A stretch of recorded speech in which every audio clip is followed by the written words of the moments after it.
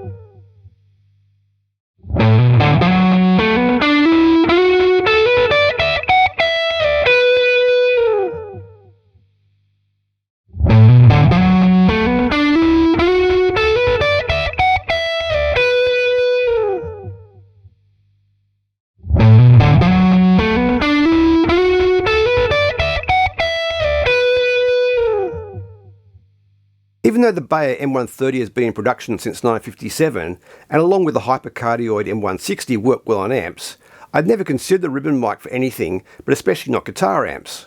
Ribbons are known to be fragile. This changed with the release of the Royer R121 in the late 90s. Suddenly, there was a lot of talk about how good they sounded on guitar amps. As someone who mainly records bands, I was very interested in trying one. A couple of years later, a shop I bought a fair amount of equipment from got a Royer in that they let me borrow. I used it in all the clean guitars for an album I was recording. The guitarist's amp was a little on the harsh side. I remember being impressed with the way it handled the transients. Unfortunately, I couldn't afford one at that time. At some point I saw ads for Chinese-made 80 ribbon mics, which while not cheap were significantly less than a Royer. I was very curious about those, but couldn't find one to try or any comparisons with the Royer to know if it would give similar results. A few years later again, there was a group buy through the Tape-Op forum for Chinese ribbon mics that were the same as the ones Nady sold. Cheap enough to take the risk, so I bought a pair. There was a band doing guitar overdubs the day they arrived. The guitarist was using my AC30 and I'd just finished setting up a Baritone M88 and AKG 414 on the amp. I asked the band if I could quickly put up one of the new mics, which they were fine with. After a while I started flipping between the 2 mic setups and discovered that I, along with the producer and band, preferred the sound of the much cheaper ribbon mic. Ribbon mics have an exaggerated proximity effect. Proximity effect is a low end boost you get as the mic gets closer to the source. To better hear the low end, I recorded the clip using my Danelectro Baritone.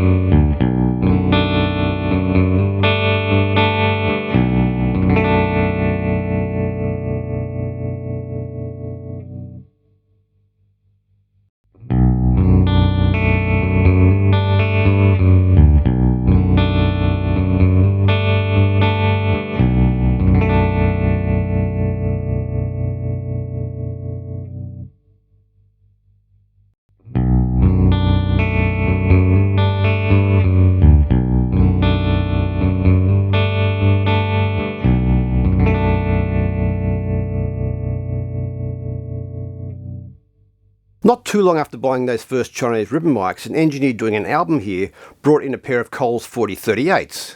One morning before he and the band arrived, I did a quick test where I set up one of my ribbons next to one of his significantly more expensive Coles. Obviously not wanting to disturb his setup, I just swapped the mic leads and ran them to different preamps. I think I brought over a crash cymbal, an acoustic guitar, and must have used my voice. A very rough setup. I was listening to the results when he arrived and asked to hear them. After listening to them without being told which was which, he confidently identified the Coles and described why it was the better sounding mic. At which point I needed to tell him that the one he thought was the Coles each time was actually the Chinese one. I don't remember if that was before or after I modified them with the Cinemag transformers. Here are some sustained power chords and I'll reveal the mics.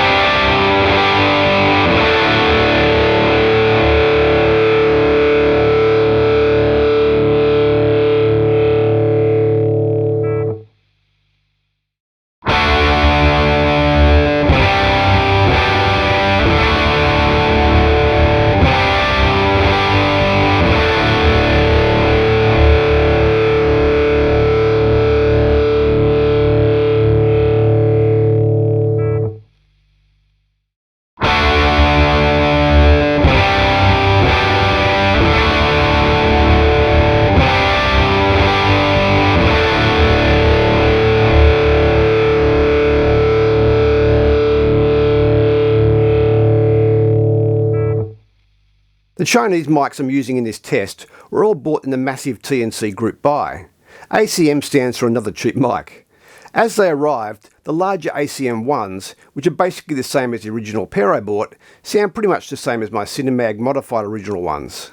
The Cinemag transformers had improved the sound of the original pair. I swapped the transformers between them, hoping for an even better sounding pair of mics, and heard pretty much no change. So the ribbon motors were unchanged, but the quality of Chinese transformers had improved in the few years between them. As you can hear, there is pretty much no difference between the stock and modified one now. Here's a clip using my Fender Mustang into the Twin.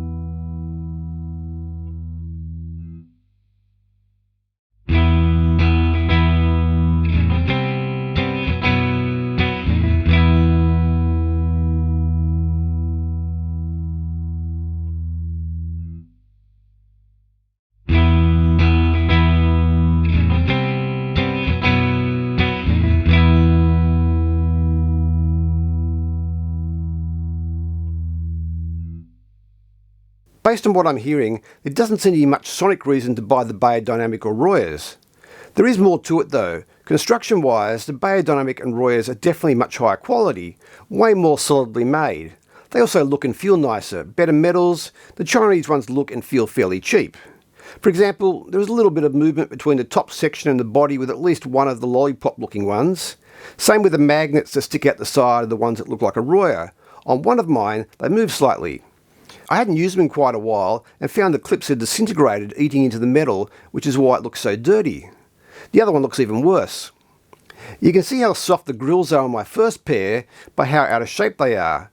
When I was matching levels on the Baritone clip, I realised there was extra noise with the lollipop-shaped one that I initially thought must have been from the amp. I set the mic up again and re-recorded that clip and found it was exactly the same. I swapped it for another one I own and it was fine, which is what we've been hearing. I then tried the new mic with the other sounds and there was no change there, other than that the second mic was 3 to 4 dB quieter than the first one. No idea why the low frequencies were affecting that one, but it makes me not want to trust that mic. That mic had probably only been used a couple of times, so basically new old stock. So what did you hear? Favourites? Any you didn't like? While similar, there are definite differences. Let me know what you think. As always, thanks for watching. Please like and subscribe. It really does help, and I'll see you next time.